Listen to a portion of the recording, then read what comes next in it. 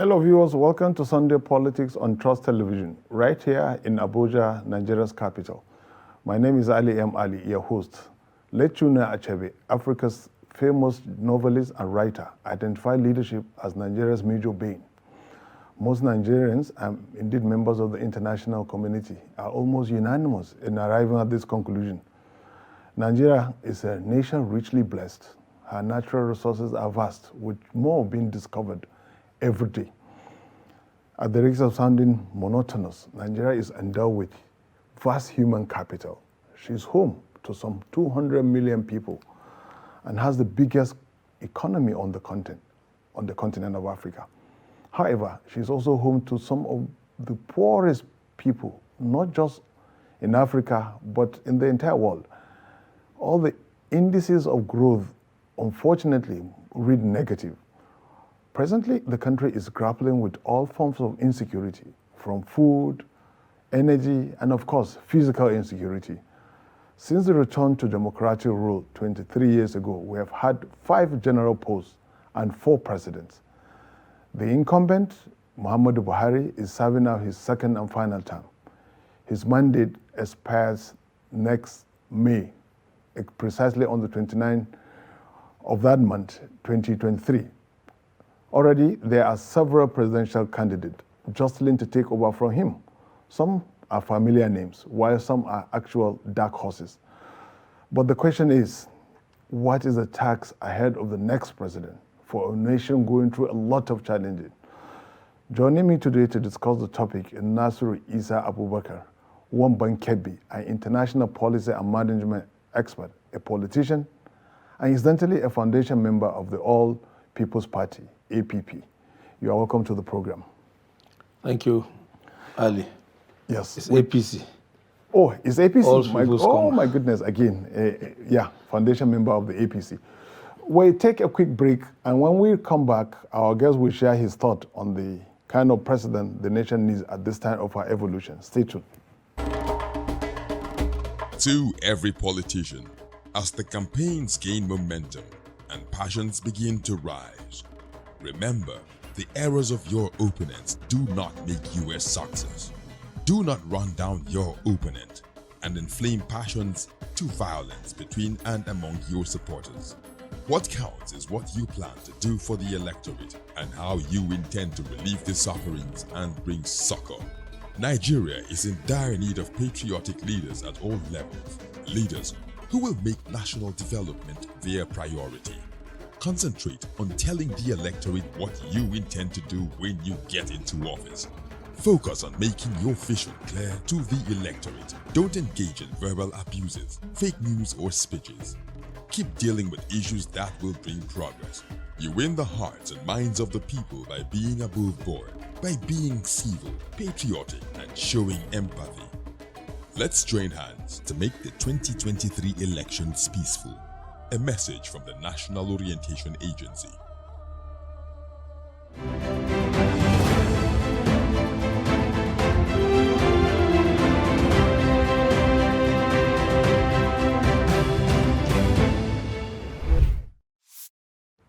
Welcome back. If you are just tuning in, you are watching Sunday Politics on Trust Television. Our guest is Nasiru Isa Abubakar, Wamban Kebbi, an international policy and management expert. Now, Alhaji Nasiru, what kind of president? What's the task perhaps ahead of the next president?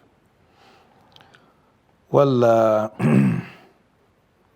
actually, the task should not be limited to the next president alone, because, as the saying goes, a tree does not make a forest.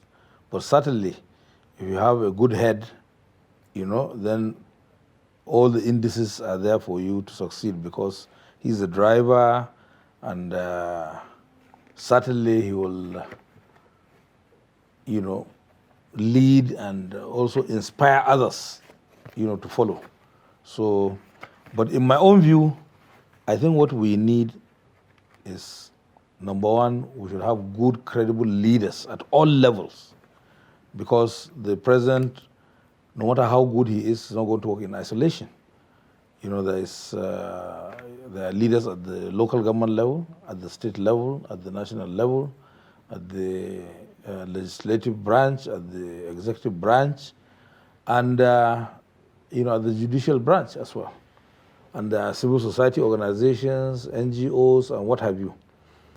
So the task ahead, I think, is for us to be able to translate this enthusiasm that Nigerians have shown in terms of obtaining their PVC cards so that they can be able to vote, so that they can be able to determine change, at least, from that point of view.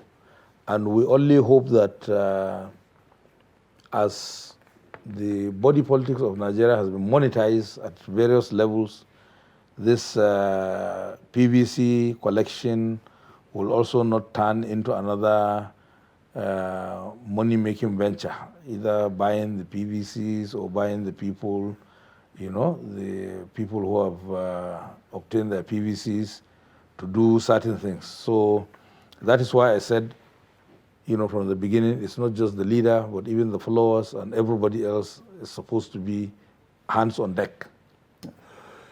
You know why Nigerians are zeroing in on the president? Like, most Nigerians think because of the power at the center now, people are looking in the direction of the president perhaps to actually set the ball rolling for the other component units to take charge, to also exhibit similar leadership, Now, but Nigerians also point at the fact that more often than not, especially our recent experience, is from the top that people, actually the leader decrees who make everybody fall in line. I don't know whether you... Well, Ali, I have problem with this position as well. And that is to say... The top-bottom approach, yes, kind of? Yes, I have problem with that position as well, because one of the fundamental problems facing this country is the centralization of power, the concentration of power, one in the center, two in the hands of very few people. And the danger is that, once they go wrong, then everything goes astray. This is the problem. But if you devolve power, and at every stage you can be able to monitor and also guide and make sure that, corrections are made where there are, mistakes. And, by the time the thing gets to the top, at least it has been, filtered in such a way that, the arrangement or, whatever outcome is going to be a much better outcome, because there has been input from bottom top. But when you concentrate too much power, in the center or on an individual or a few individuals, then you have a problem. And I think this precisely is the problem of Nigeria today, and we need to address it. No, when you say devolution of power, some point at what is there inherent in democracies. That is the principle of separation of powers. So now, what's the distinction now? I think most people are a bit confused about when people routinely made reference to devolution of power and then separation of powers. The principle of so that, the three arms of government, like we all know. Now, when you talk about the devolution of powers now, it's precisely what do you mean? Because when you look at it, there is also this separation of powers. One arm of the government checks the other one. The legislative arm, the judiciary, for example. And even the media, being the fourth estate of the realm, that they say. Well, you see, this separation of power, the executive, the legislature, and the judiciary, is more or less, just the ideal. But in practice, we all know that, in this kind of setting, it is actually the executive that have the power, even in more democratic or more advanced, democracies in the world, not to talk of. And you see, it's very, if we'll be honest with ourselves, we know that even right now, there's not a single state that you can say the legislature in particular is independent. People see them as appendages of the executive. They're in the pocket of the governor. It's what the governor wants that happens in the states, without exception, across party lines. So then something's fundamentally wrong with that, arrangement. And, it's maybe only at the center that to some extent, and this also has to do with maybe having a much more presence of the opposition parties, in the at the center, in the National Assembly, that they somehow challenge but this monetization and corrupting of the system. You find out an opposition politician doing the bidding of the ruling party and vice versa, because the primary objective has been discarded. People are just there for their own agenda. And one other thing is that nothing is sacrosanct in this arrangement, because the ease with which people move from one party to another, while the session is going and so on. So the distinction is just on paper, so to speak. And when I say devolution of power here, what I mean is that in every system there is the exclusive list, there is the concurrent list, and there is the residual list. And if you adhere to them strictly, because now the overlap is too much, so much so that you don't know who is doing what. Yes, state governments can take, some part of the residual list and do it, because the system that we're operating is so centralized that, at the local level, there is barely, no avenue to generate revenue and run things. So everything has to come from the state. And, that's also for the same reason the federal government, you find the federal government venturing so much into the concurrent list, not strictly, on the exclusive list. But if you decide to strictly adhere to all this, because the executive list, exclusive list, is supposed to be the prerogative of the executive entirely, the central government. Yeah, and then the concurrent list is supposed to be dominantly, majorly, the sphere of influence of the states in Nigeria, state governments. And then the residual list is supposed to be mainly the concern of the local governments in Nigeria. So even if there is a little bit of convergence here and there, it may not be like a permanent arrangement, and it may not be for too long. It will just be so that you can show up the capacity of that level of government to be able to handle that responsibility. So when you do that, you have devolved power. But in Nigeria, you find the federal government is into agriculture, into industry, into transportation, everything. Yes. So all this they create so much confusion, and then you see the replication of those things at every level, and so resources are being wasted. The planning and forecast of doing things is very incoherent, because everybody is operating at his own level, and so this whole thing creates a lot of confusion in terms of who has the power to do what. Okay. Well, before we go on, viewers, we'll take a quick break, and when we come back, we still look at what Alhaji Nasiru has been talking about, the awesome powers at the center, that is in the exclusive legislative list. Don't go away, stay tuned.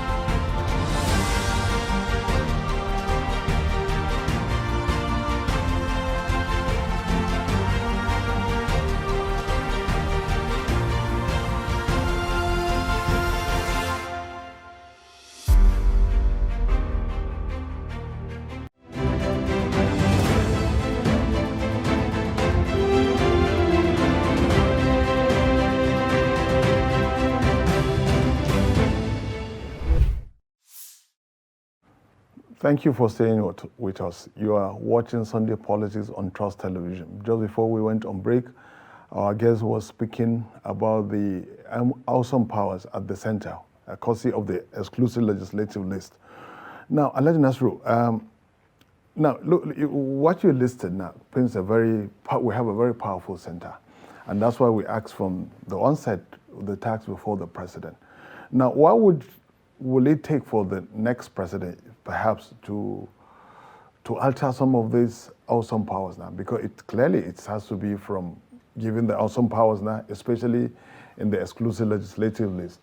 It will take the next president, perhaps, to set the ball rolling, so to say, in altering some of these responsibilities.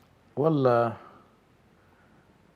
in my own view, the president has a very fundamental role to play, whoever emerges as the president, and must be prepared also to take the bull by the hand, as they say.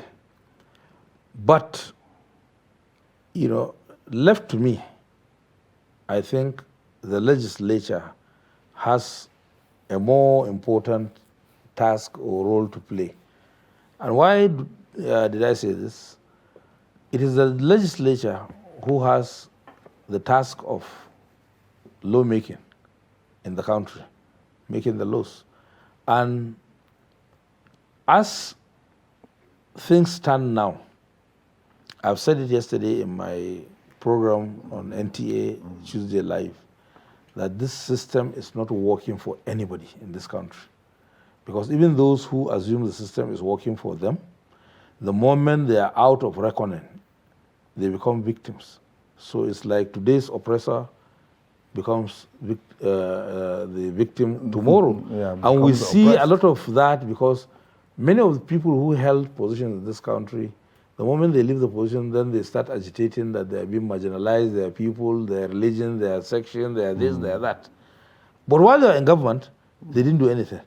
But the legislature has a onerous task, responsibility, to be able to change the situation for good. And that is, our constitution does not provide for a referendum. And all these agitations that you see in this country, some even to the extent of wanting to separate and become another country altogether, they have to do with people's quest for self-determination. This is a national question that must be addressed. And the legislature, the National Assembly, must invoke the doctrine of necessity as they did before, to be able to allow for a legal framework that will provide the platform for Nigerians to come together and decide, what they want to do with the system. But, let me go a little bit further and say, from all indications, all Nigerians agreed that, this system is not working for anybody and they don't want it. So that means the system must be discarded. Everybody has their own ideas, of what they want to do, but we cannot be able to achieve that until we come to the table to discuss. And the other thing that is also settled among Nigerians is that all Nigerians believe that the center is too powerful.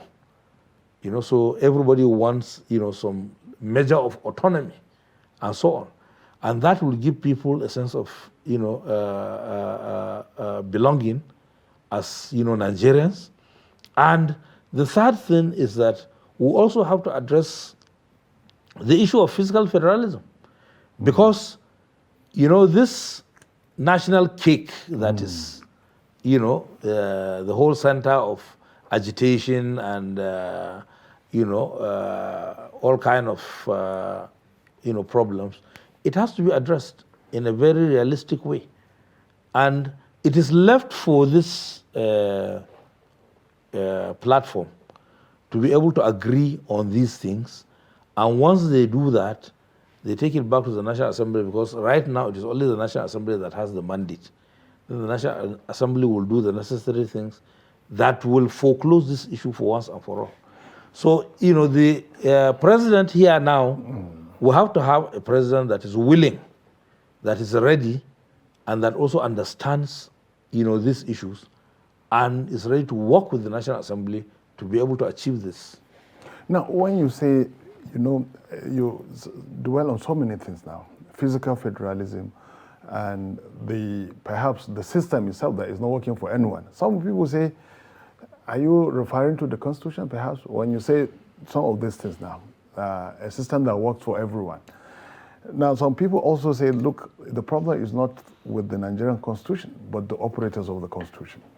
Well, you see, I disagree with that completely because if you bring all the good people, the good leaders, and you ask them to operate, this constitution, there will still be problem because it's a systemic problem. It is not, it's not the goodness of the individual, because we have to,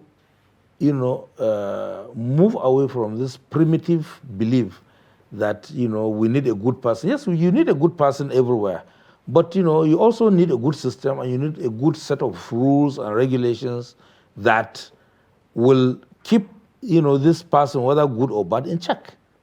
And, that will also spell out, the kind of reprimand that will be there if one is found foul of the law.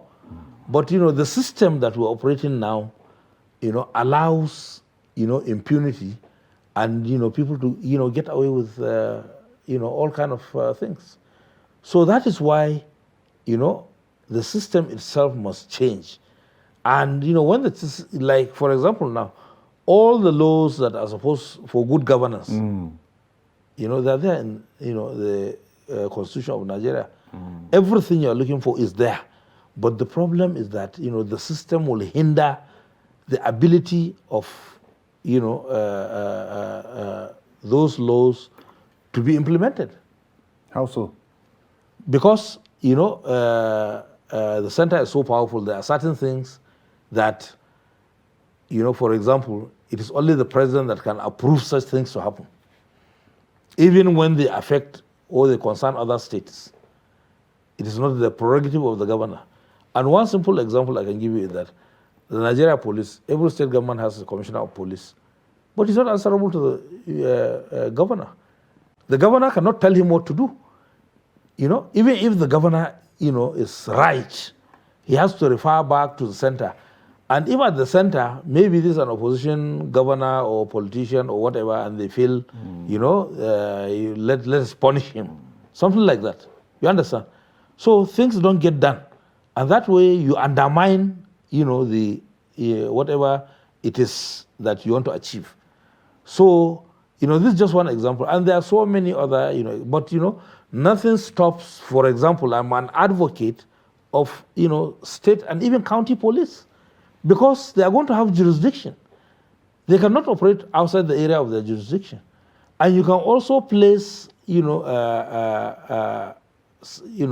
like boundaries where they can, maybe if it's a homicide case or it's a murder case, they have to, maybe they can, start investigation as the most immediate law enforcement agency around. But when federal agents come, they have to surrender. Because these are federal crimes. But are we not going back to the same issue you raised about the president having so much power that he would determine the fate of maybe government at the subnational level? No, because, they'll be able to deal with, other issues. Now, the Nigeria police deals with everything. You don't have a state police, they cannot deal with, you understand? But there are certain local issues, there are certain things, and like I said, murder, homicide, right. All these are, high crimes that, it is only, maybe a sovereign that can be able to, take decision on that. And the law courts are there, but, they can assist because these things have succeeded, in all other places, all over and because of also the security concerns, the people, know their locality better than, other people who come there to work as security agencies. Yeah. So because of all this, you will see that, there will be an enhanced, and look, They are not in competition. They are going to have to cooperate with one another. Well, quickly, Alhaji Nasiru, because from what you've been saying now, would you say that perhaps one of the tasks before the next president is the idea of restructuring? Well, you see, I don't like this, word restructuring, because it means different things to different people, But let us look at, what is the problem. We cannot solve this problem overnight. And even when the next president comes, I don't expect him to settle the national question, at the same, at once. But, let us have somebody who has, this open-mindedness and who is also not afraid, to address, these issues, either because of partisanship or, some other, primordial considerations. Let us have a president who is ready, to work together with the National Assembly to give them all the necessary, guidance and aid they need to be able to put, these things in place. Because we're trying to, operate a democracy.